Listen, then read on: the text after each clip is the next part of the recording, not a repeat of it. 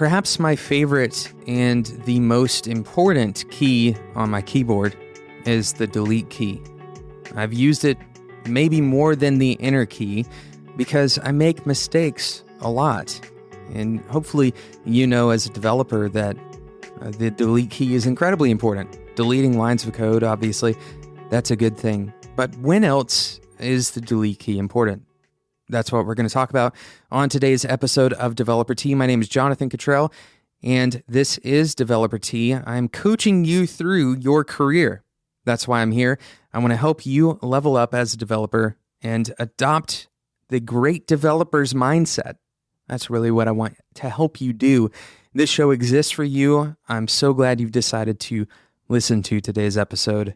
I think it's going to be a good one, because I'm going to be answering perhaps one of the most important questions that comes to the show. You know, how do I create a good resume? And we've talked about resumes in the past. We've talked about things to include on your resumes. We've talked about what makes a standout resume, and we're going to keep on talking about it. This is a subject that isn't going to go away because hiring doesn't go away. And the way that resumes are supposed to look, it's not something that will be static. It's not something that we're going to arrive at and then never change it again. If you look at resumes from 10 years ago that were incredibly successful, they're going to be, in many ways, different from resumes from today. Now, with that said, if you're listening to this episode 2 years after it was created, this is still, the underlying principles of today's episode are still 100% valid, unless human psychology has changed significantly in 10 years, which we know is pretty much not the case. So what makes a good resume? We talked about all of the good things in the past about helping yourself stick out. There was actually a very good debate on Designer News recently about whether or not you should include a photo of yourself. Maybe we'll get into that debate on social media or something. I'd love for you to share your opinion on that with me. But in today's episode, we aren't going to focus on any of the things that should be added to your resume, but instead we're going to talk about that very important delete key. We're going to talk about what you need to be removing from your resume in just a moment. First, let's talk about today's awesome sponsor, Rollbar. If you are digging through error logs, I did this not too long ago, unfortunately. If you're digging through your error logs, trying to understand what is going wrong in your application, or if you're trying to read an angry user report on a bug that happened in your application, then you're probably missing out on most of the context that you need to have to accurately and proactively solve these bugs before they cause big problems, business problems, loss of revenue. These are bad things, and it's stuff that people get fired over. Rollbar can help you avoid that kind of thing. With Rollbar's error monitoring, you get the context, the insights, and the control that you need to find and fix bugs faster with a lot less noise. It's easy to install. You can start tracking production errors in just a few minutes. It works with all major languages and frameworks. Every language we use at Whiteboard is supported. For example, Ruby, PHP, Node, iOS, Android. You can integrate Rollbar into your existing workflow. You can send error alerts to Slack or HipChat, and you can link source code in GitHub, Bitbucket, or GitLab. And you can turn errors into issues in Jira, Pivotal Tracker, Trello. You get the picture. It's going to be integrated with the stuff that you already use. And we have a special offer for Developer Tea listeners. If you go to rollbar.com/developertea, that's rollbar.com/developertea, you can get the Bootstrap plan for free. So go and check it out, rollbar.com/developertea. Thank you again to Rollbar for sponsoring today's episode of Developer Tea. So we're talking about your resume today, and if you have it open and you're ready to just eviscerate everything on it, then slow down a little bit. We're talking about the delete key, but we're not saying that your resume needs to be minimal. That's not the point of today's episode. We're not talking about, making things clean and removing things for the sake of aesthetics. Instead, we're talking about something a little bit deeper.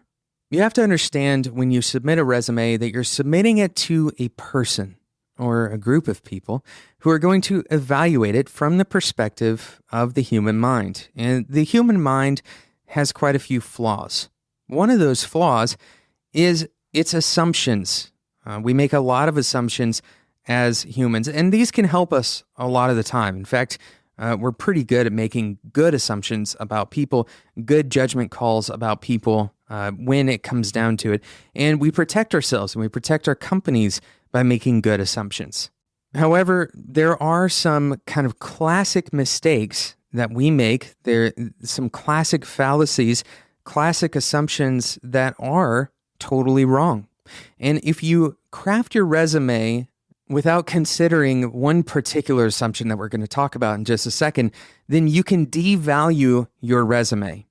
All right. And it's amazing that the only tool that you need in this discussion is a delete key. Now, some assumptions that I'm making right now is that you have some good references. You have some experience on your resume. You've listed some things that you would consider to be good things. Now, the types of questions that I get most often about resumes are around whether or not to put particular things on the resume. So should I put my college education? Should I put my GPA on the resume? Should I put the club that I was in high school on my resume?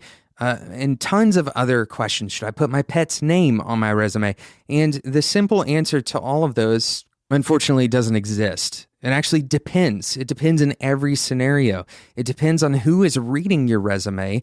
It depends on the other things that are on your resume. And I want you to configure your brain for your resume as if you were writing a letter rather than presenting some objective box-checking form, right? Your resume is not a form. Your resume is a piece of communication. So that's where we're starting from. We're starting from the idea that you have some pretty good stuff on there, right? You have 2 or 3 good references. You have 2 or 3 pieces of experience, whether that is your education or a previous job, and you have some work to show. You have links to projects that you've done, or maybe if it's an online resume, you might even show the work itself. Right? So that's the assumption that we're working from. Now, what is it that you need to delete? You're probably asking. Well, here's where the fallacy comes in. Here's where the bad assumption that is built in, kind of a well-researched assumption that is built into almost every human's mind. And this assumption can be summed up with the simple phrase, one bad apple can ruin the bunch. Right? One bad apple can ruin the bunch. And while this actually has some merit when we're trying to evaluate whether or not we should eat an apple out of a pile of apples, it doesn't really truly have merit when it comes to our work. One project not going so well doesn't necessarily have a bleed over effect into another project. And yet the human mind will still evaluate it in that way. And that's because we evaluate the value of a collection of things or the value of a list of items, for example, based on their average value rather than on their collective value.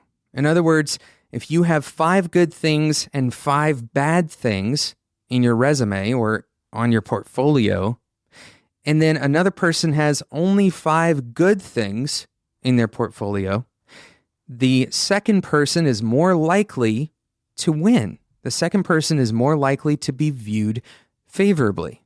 Now, the logical reality here is that you have just as much good in your portfolio as they have in their portfolio. The difference is you have 100% more bad in your portfolio than they have in their portfolio.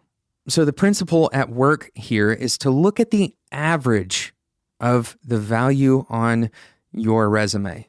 Now, of course, you can't have only one thing on your resume and expect it to stand head and shoulders above everything else. It certainly isn't impossible to get hired with only one thing on your resume, but you want to have a representation of your work that is not one-dimensional. You have 3 or 4 things on your resume is not a bad number.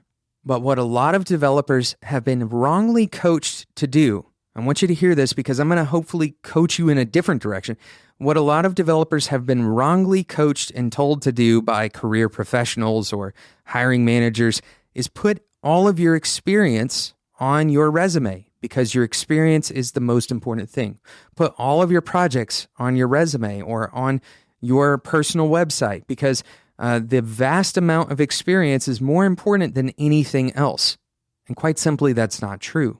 As humans, the value of a collection of things we perceive to be the average of the value of those things, rather than the collection of the value of those things, the sum of the value. So go to your resume, and this is the exercise that I want you to perform, particularly if you have 8 or 9 things on your resume. What I want you to do is identify the 3 worst items, the 3 worst previous employers, even if it's the 3 least impressive, right? The 3 least impactful, the 3 most trivial projects in your portfolio. I want you to eliminate those altogether and then take a look at your resume. Have a trusted friend or a mentor, or even me. You can send it to me. Have me take a look at your resume before and after and ask them for their judgment call. Which one would they prefer to see? And you may still get people who prefer to see the breadth of your experience, but by and large, the way that a hiring manager is going to look at your resume and compare it to others is based on the average value of the things in your resume. Thank you so much for listening to today's episode of Developer Tea. I hope this perspective gives you a little bit more to go on as you're creating your resume. I think it's incredibly important that we start looking more at the human mind and how us working with people, everyone has a brain, and us working with people is incredibly reliant on us understanding how the brain works. That's why we talk about psychology on the show all the time. I have no degree in psychology. I haven't done any formal studying in psychology. At best, I'm an armchair psychologist or weekend warrior when it comes to psychology. But I think that this is really key to understanding the way forward and upward in your career. So thank you so much for listening to today's episode of Developer Tea. If you would like more coaching like today's episode, here's the thing. It's totally free to listen to this podcast, 100% free. Take a moment to subscribe in whatever podcasting app you use.